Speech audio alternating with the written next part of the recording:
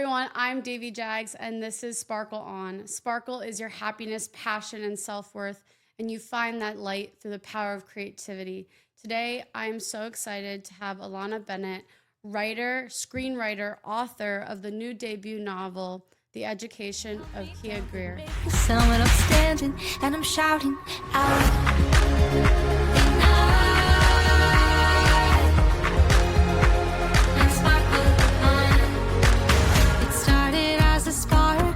I'm so excited because Alanna is a writer I'm really inspired by. She really hits this young adult rom-com niche, something that I'm very passionate about and also which launched the Sparkle On movement. But you've seen her work not only through her newest novel, but also through XO Kitty, Roswell, New Mexico. She has a lot of development projects at play, and so I'm so excited to dive into her process. Thank you for joining us. Thank you for having me. I'm so excited to be here. Yeah, so I really wanted to dive into kind of that niche that I spoke of, this young adult rom-com, very important space. How did you know this was your story beat? Since I was a very young adult, since I was probably like 10 or 11, those stories just have really shaped me, as I'm sure they have for a lot of us. Like those books that I read at that time, those movies and TV shows that I devoured, all really were building blocks to who I am and who I became and who I'm still becoming. And that's just a really powerful thing.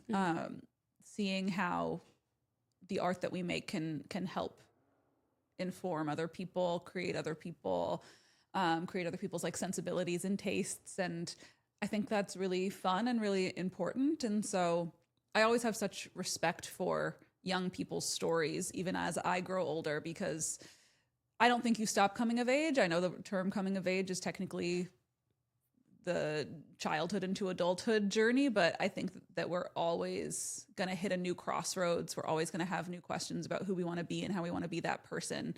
And I really love exploring that in my writing. Yeah, and I obviously, it's clear that you believe teen stories are so important, probably because they're somewhat of a catalyst. How do you drive this notion, convincing other people in a town, in an industry full of stories that are also just equally as important, that teen stories are maybe possibly a way to be the forefront of some of this storytelling? Absolutely. And that can be tricky because Hollywood can sometimes lean a little corporate. It goes by what they think are the safe bets, and we don't really have spaces like the WB, the CW, Freeform that were for young people's stories. We don't really have those anymore, or even like MTV. They did a lot of great scripted shows in their day. So it can sometimes be tricky to convince execs these days that these stories matter and to spend the money and all of that on these stories. But first of all, I believe that teens watch them, and I believe that a lot of adults like us watch them partially because we did grow up with the CW and the WB, and because we still relate to, sometimes we're nostalgic for those years, sometimes we just relate to them. Summer I Turned Pretty obviously was like a huge show these past few years, and yeah, I will always fight for those stories to keep on going. Did I miss any other parts of that question? No, you did. No, and actually it raises a good segue because I wanted to read something from page 6, very early in your novel. But I'm a big Jenny Han fan. I've talked about it on the show. Me too. I worked with her and I remain a fan. No, it's so true because it's like we're seeing this rise of nostalgia, which I actually have a lot of opinions about. But before we get into that, there is a sentence that I felt. There's a lot of things in the beginning where you do a setup really, really well in your writing. But this passage really stood out to me because it made me think of my little sister. I take care of this adorable 2-year-old every now and then, like when I'm babysitting here in LA. And I was just thinking a lot about girlhood and playing pretend and playing mermaids. I'm like in a mermaid phase again. I don't think I ever as grew you out should of it. be. Yeah. But here's the passage. The sun peaked. We ran back into the ocean for one last hurrah. We ducked our heads underwater, and when we emerged, we role-played Jenny Han characters. Lark was Belly Conklin from The Summer I Turned Pretty, and I was Lara Jean Song Covey from To All the Boys I've Loved Before. We loved those books, and when we were alone, we loved to pretend to be in them. To be normal girls whose biggest immediate problems were the lies they told the boys they liked.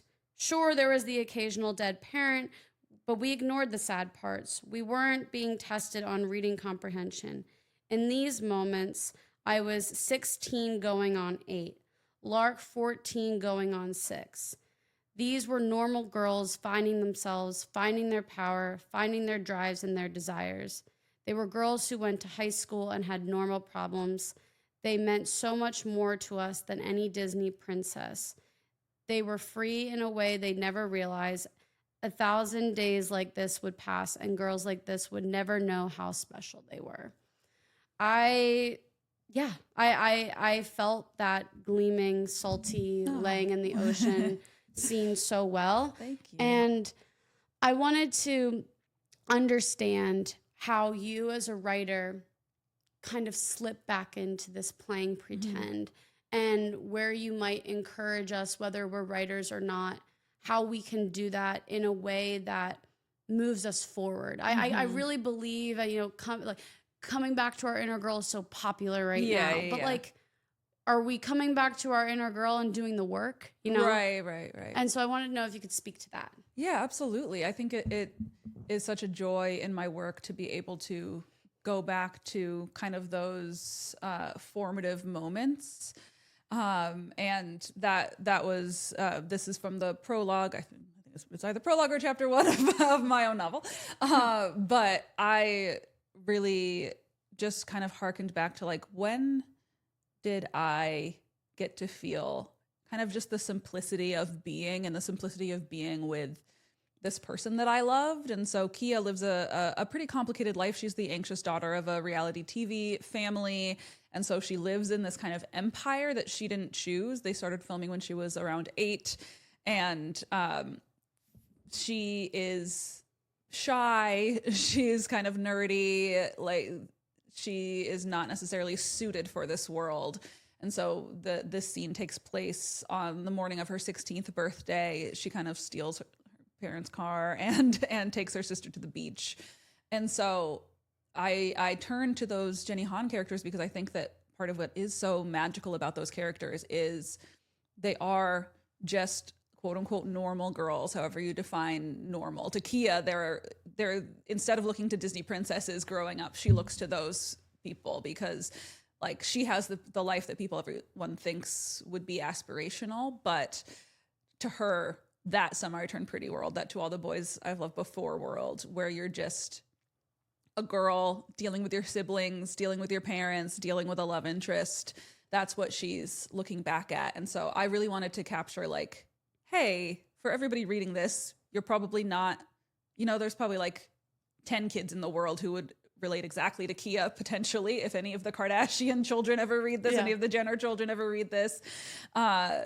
Blue Ivy maybe might relate directly to Kia, but most of us are going to be in the other camp. And so I wanted Kia to kind of highlight your life is special in ways that you don't even see. Like you're aspiring to other things, but you're going to look back at these beautiful moments that you get to have that are just these shining beacons.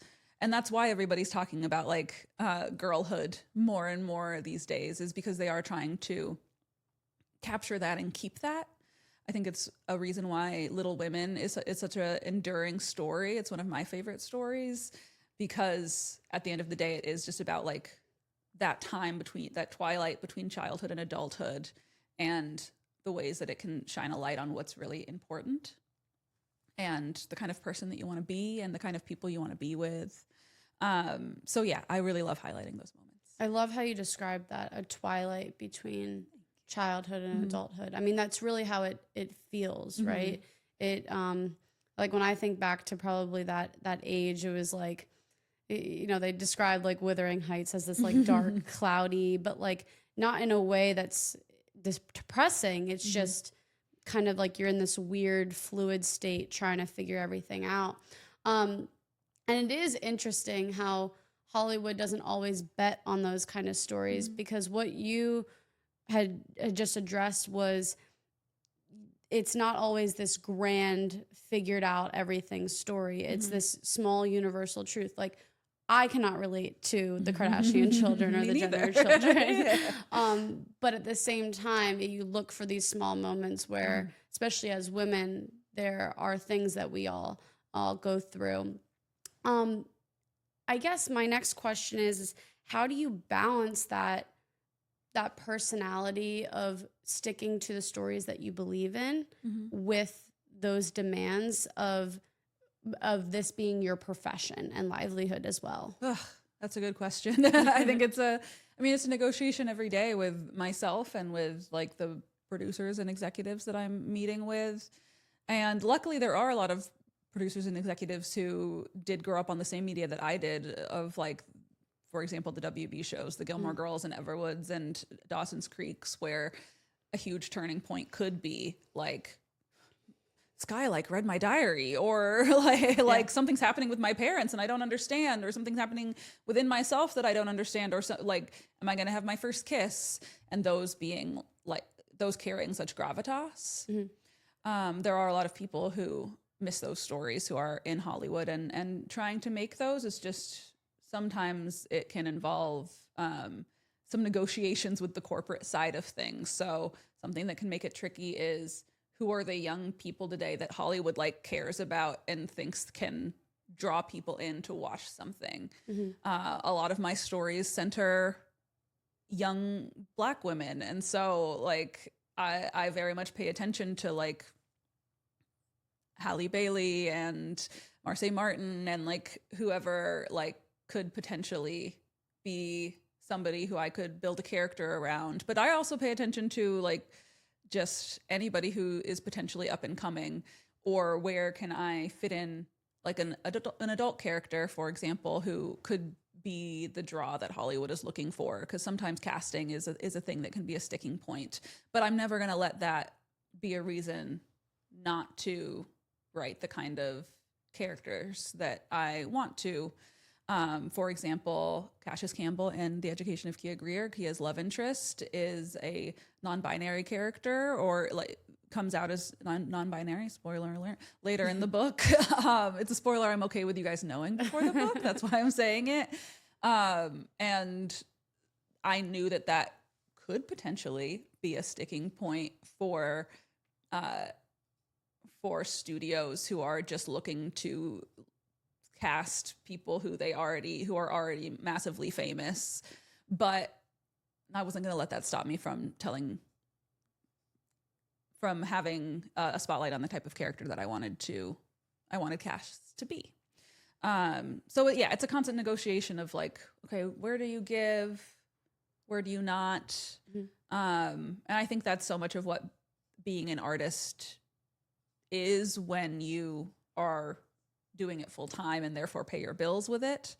But you have to learn like where you're not going to compromise on certain things, and maybe I'll write something that they don't think is very commercial, but that I can try to get made a different way. But then my next thing can be something that I know might hit that commercial sweet spot, like an Yumi and Tuscany, right. Like even more solidly.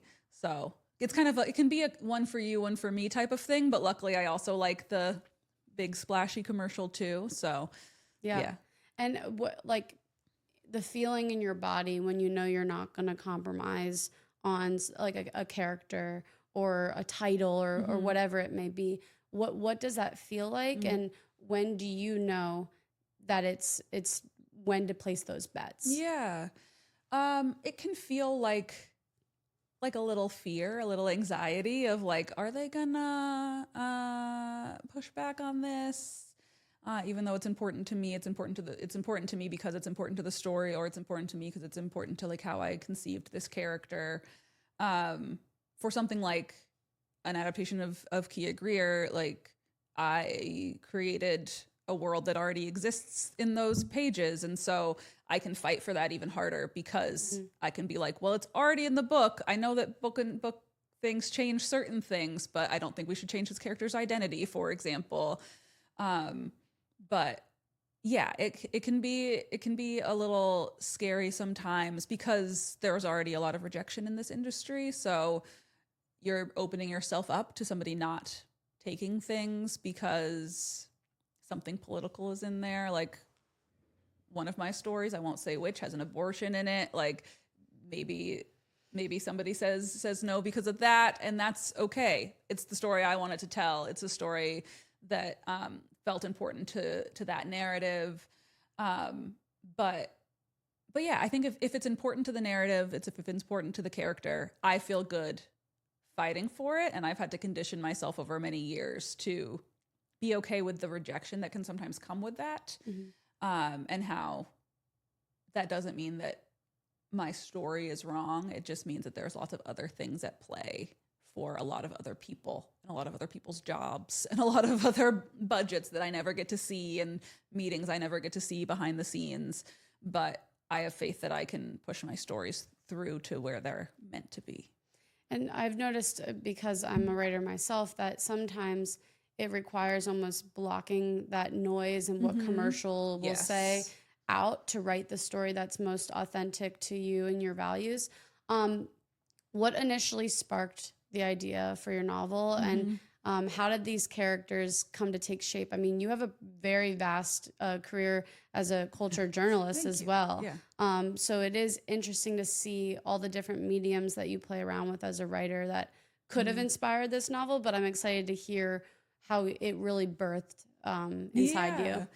It kind of all goes together, because when it comes to blocking out certain noise when you're trying to make your art, I worked at BuzzFeed News for a long time, kind of during like the peak of that era, while a lot of really other incredible people that I met were working there as well.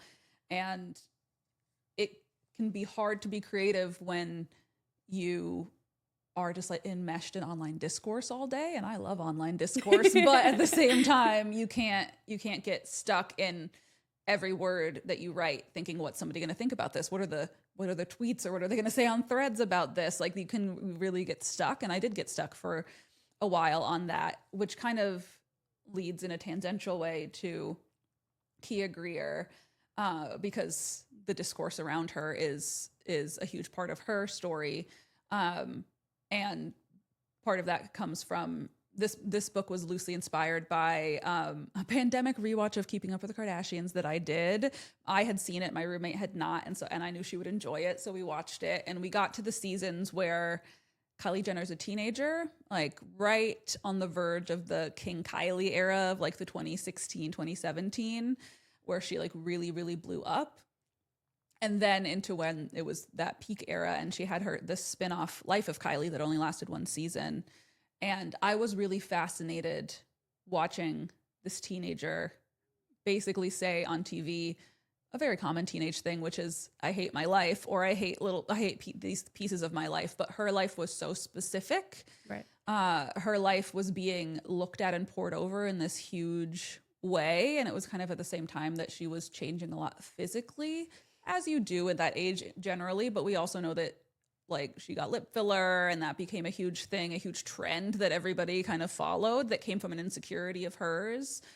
And it just really sparked in my idea. It really sparked in my head this idea of like, what would it be like to grow up in such a particular environment that you didn't choose? Like Right. The older sisters, they made active choices when they were adults to join this, but Kendall and Kylie did not make that choice.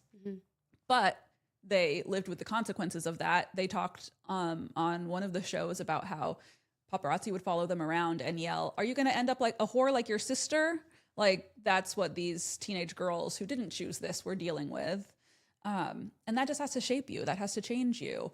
So a huge thing that I was noticing as an entertainment journalist was the way that the internet discourse kind of dehumanized people in that situation, celebrities, but especially young women. It was around the time that Jennifer Lawrence was starting to blow up. And she was saying in interviews how it was a little disconcerting to wake up and there were men like paparazzi on her lawn waiting to like watch her walk her dog. And then the comments under those posts would be like, she knew what she signed up for. Like she's just like cry into your money, which I get that there's a lot of privilege that comes with that.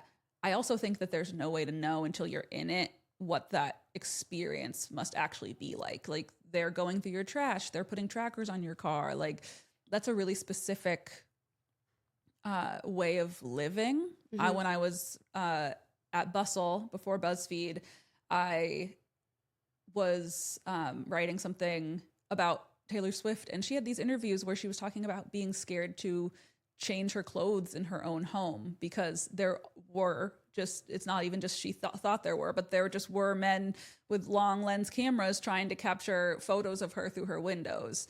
Like that's just a really specific way to live. And so I wanted to explore what it would be like to be like a 17-year-old girl in that environment who didn't choose it, but like dreams of going to college and having a regular college experience, but everybody knows who you are. So that's where Kia came from. And then from there I was like, but I don't want to write Kardashian fanfic. So Right. how do I explore these themes, but not have it be so specific to this family?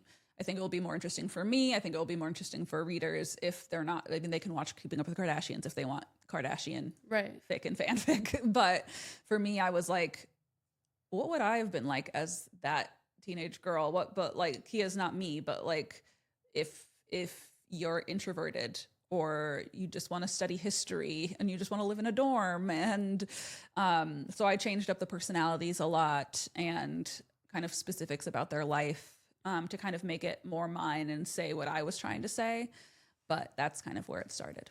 Did that come in the revision phase after a couple drafts where you were able to notice, oh wait, this is becoming Kardashian fanfic? Or what was the way that you came across that like kind of like intersection of like, wait, this is not where I want my story to go. Right. How How do I pivot? Because that's a really important thing that I don't think everyone would realize about their own work. Yeah, I think it came very early for me. I was like, I don't want to write Kylie. I'm not going to be able to write Kylie because part of why I wanted to write this is I am a person who knows that I don't know these people. Right. Like it would be hypocritical of me to write an entire book and be like, this is what Kylie Jenner thinks. It's more like if me or this friend or that friend or this other person I meet were in this kind of situation, what choices would you then make? What choices are in front of you? What are the hard choices? Because there's not an easy choice when you have stalkers who, like, a lot of these people have had stalkers break into their homes. So how do you go to college if you are afraid of that happening? I did a lot of research into Jodie Foster's stalker, the one who shot a president, like to get her attention. Before that, she went to Yale and he enrolled in a Yale poetry class to get closer to her and so that he could get to her dorm room. Like, so for me, it was more about like that celebrity experience as a whole.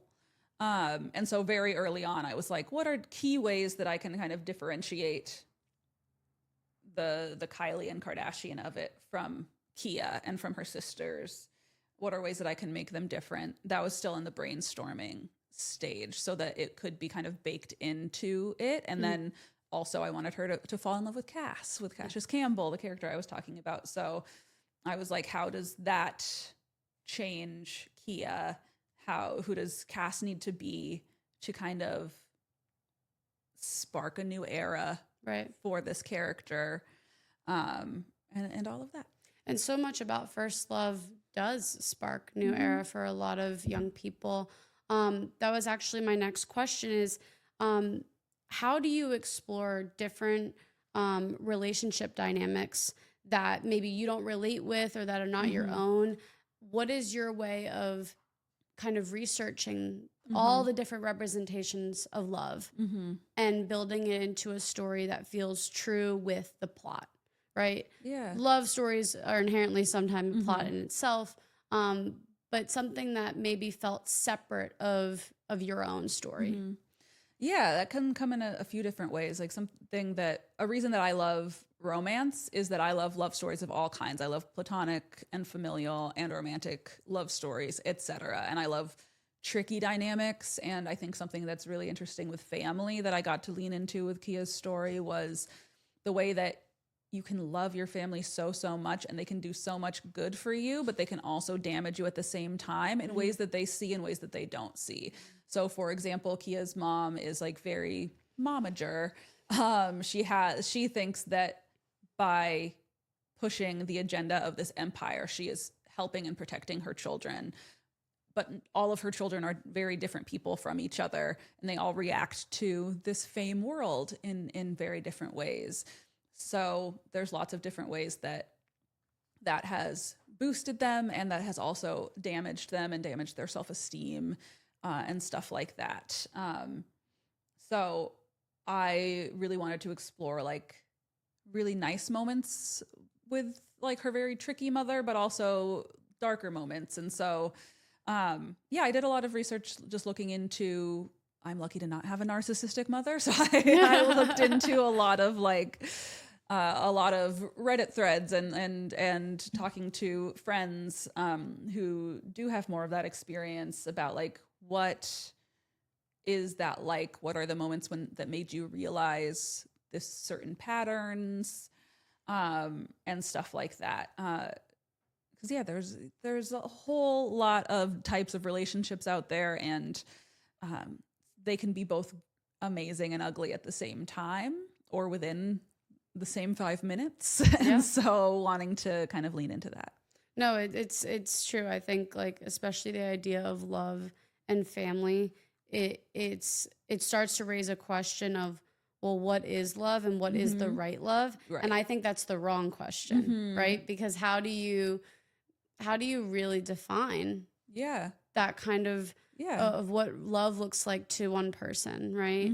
And so I'm very drawn to those stories, but one of the things that I was also drawn to is the way that it's set up for Kia to define that for herself, right? So there's a question in the beginning that is actually a Mary Oliver quote that I love. Doesn't everything die at last and too soon? Tell me, what is it you plan to do with your one wild and precious life? I want to know what that means to you. That's a great question. First of all, I lean on Mary Oliver a lot. I feel like she has her and Lucille Clifton and like are just like such North Stars for me. And that line just felt like it really resonated as like a central question for Kia. What does it mean for me? I think it's just a reminder that this is your life. First of all, in a couple different ways. You have one of them. You have one life. How are you going to live it? But also it's yours. Yeah. And so that's something that Kia really struggles with is a lot of other people have been making decisions for her. She's still a child until throughout most of this book. But she's at this crossroads where she's like, oh, maybe I should start making these decisions for myself. And what happens if they go outside of what is expected of me? And there are a lot of us who have experienced wanting to be something outside of what we've been expected to be. So for me, that's kind of what it comes down to is you have one of these lives. What are you going to do with it? Are you doing what you want to be doing with it? And it's yours, and you have the agency to make the choices that are best for you. I feel like there's so many points other than like being like 16, 18, 21 that we have to ask ourselves that question every day. And those are the stories that I'm just like, I want all of the time because you constantly have to do that reevaluating of like, is this where I want my life going? I guess like the other part that I love when Kia's with her producers are the 3 E's. So exploration, expression, and elation. What is one way that you practice that as a writer? And how did you come? Because I took that as like a rule to now live by. That's great. I love that you took that out of it. Well, elation, I feel like I look for joy in all of my work. Both like it can be hard it's amazing to be a full-time writer, but it can also be a lot of banging my head against the wall, being like, okay, something come out of here, please. So I write for the days that it really flows and that I can like really lean into like how fun all of this is. But also I want to always come back to the joy in my stories. I want to always be leading my characters towards joy. And so for Kia, like she starts out very, very lost, not really knowing what choices she does have. And so it was really fun to me to just kind of drive her towards these moments of joy and have those pieces of joy be exploration that can break her open and make her make those choices that she needs to make for herself going forward. So yes, all of those things, and that scene in general with her stylist is just like all comes down to who do you want to be? And that's also where the expression comes in of like, who are you inside and how do you show that to the world? How do you live that version of yourself? And that can also involve exploration because you're not always stagnant. You can change so much and shift so much. But that requires asking yourself the questions of, am I being the most like authentic to myself version of me that I can be? And for listeners that don't know, right, like writing a novel is kind of one way of you're figuring out that path of the character yourself. You did that with this book. But then when you're in the writer's room of something like XO Kitty, you know, Kitty is going through many different relationship dynamics. One thing I absolutely adore about the show is she's in this constant mode of exploration. And I like from the format of TV writing that we get to carry that on with each season. How in a writer's room are you balancing essentially maybe where you see Kitty going or where another writer sees Kitty going and kind of coming to this meeting of the minds? What does that style of writing or brainstorming look like? Yeah, I love being in writers' rooms so much. They are genuinely the most collaborative workplace that I've ever witnessed.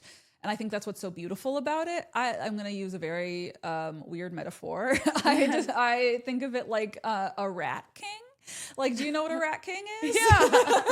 It's when like a bunch of rats, like their tails get tangled together and they become like one being, like they can't ever be separated.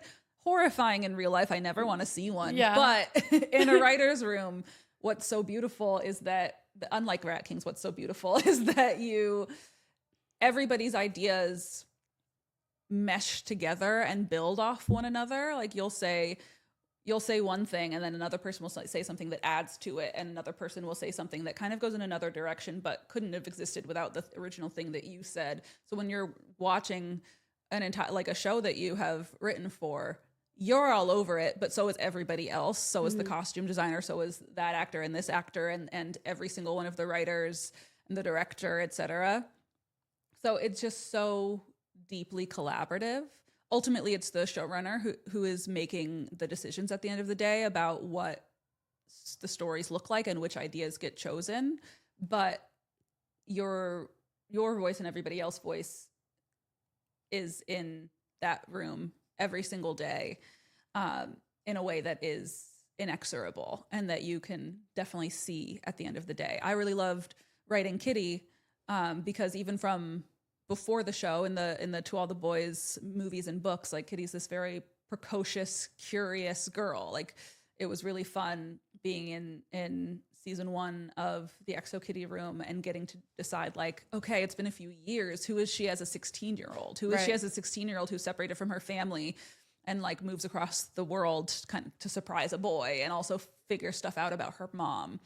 And so it was really, really fun to explore her exploration and the surprises that come around the corner, like her crush on Yuri and stuff like that. So yeah. That is my favorite storyline. I wanted to come back. I still liked season 3, but like there was just such a blossoming that came in her character that I just felt like wasn't represented on TV as much as I would have liked. I don't know. I just I love that story too. I love Minho. I love Yuri. But that moment where she sees Yuri at that party and like it sparks this whole new part of herself that she didn't know about. As like a bi person myself, like that was really special to be part of the writers' room and part of building towards that moment. But I love the way they played it. I love that part of Kitty. I love how queer the show can be sometimes, and yeah, all of that's really special to me. And so, if you had to tell a young woman who wants to follow your exact career path, what would you tell them? Oh God, that's a complicated conversation. I love that though. I would say there's no exact path to follow. When I was in college, I talked to the journalist Emily Nussbaum, who is an alum of my college, Oberlin. And I was thinking about becoming a journalist. She was a working journalist, and she was very kind to spend some time talking to me. And she was like, here's my path. You can't emulate it. It's really hard to like emulate like it's just not going to happen, especially because industries shift all the time. Right. My 3 industries that I've worked in are journalism and publishing and Hollywood, all very unstable industries that it can be hard to make a living in. But I really, really love what I do. And I really love being able to make art.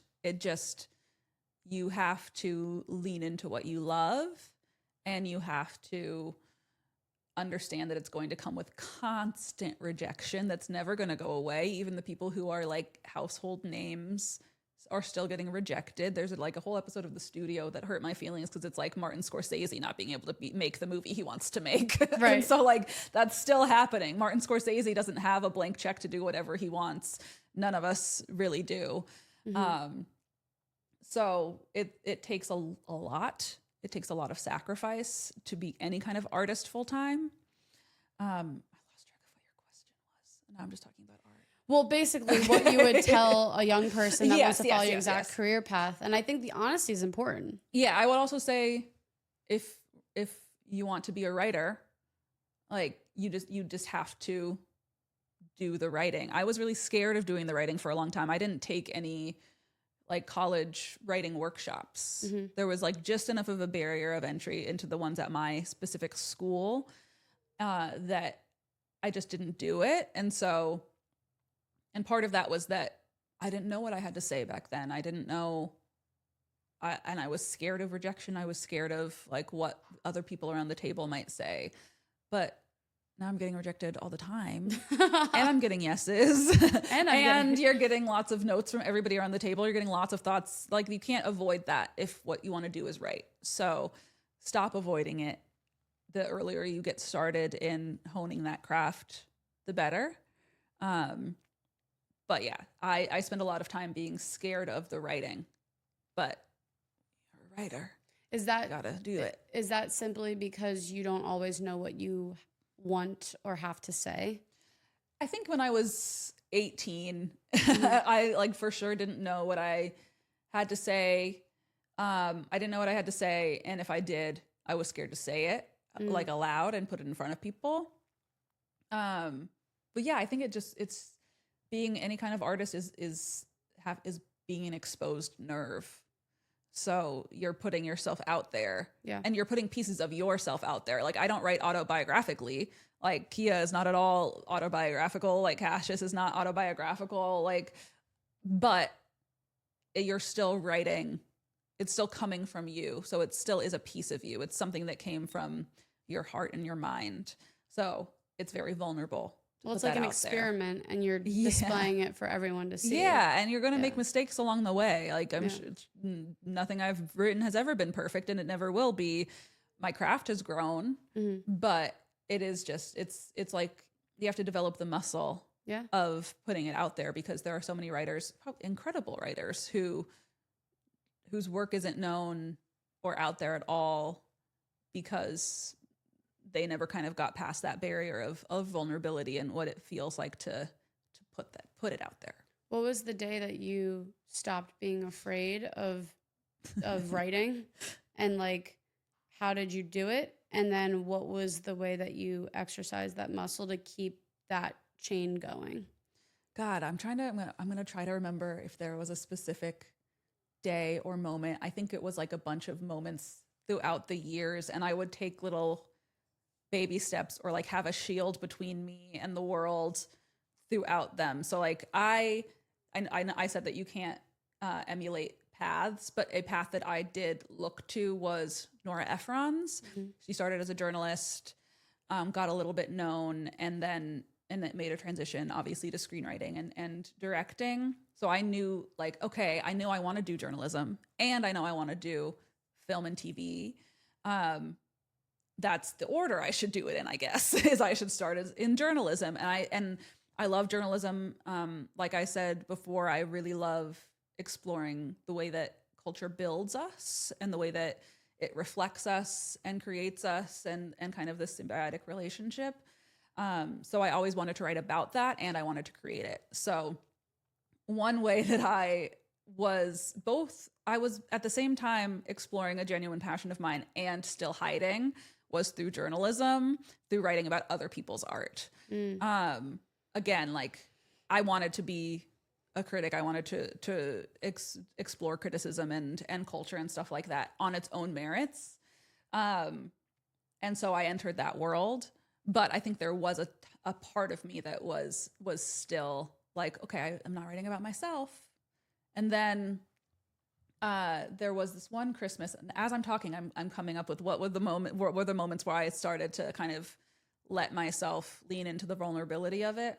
There was this one Christmas that I spent with my family that made me really look at some dynamics that had kind of been brewing for years.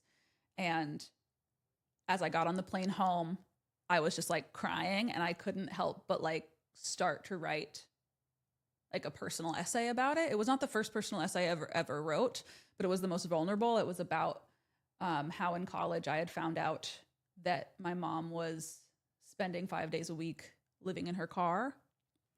And that was still happening at the time that I started writing this essay. And so I published that through BuzzFeed News. A lot of people had a lot of opinions. I got a lot of support. I also got a lot of shit.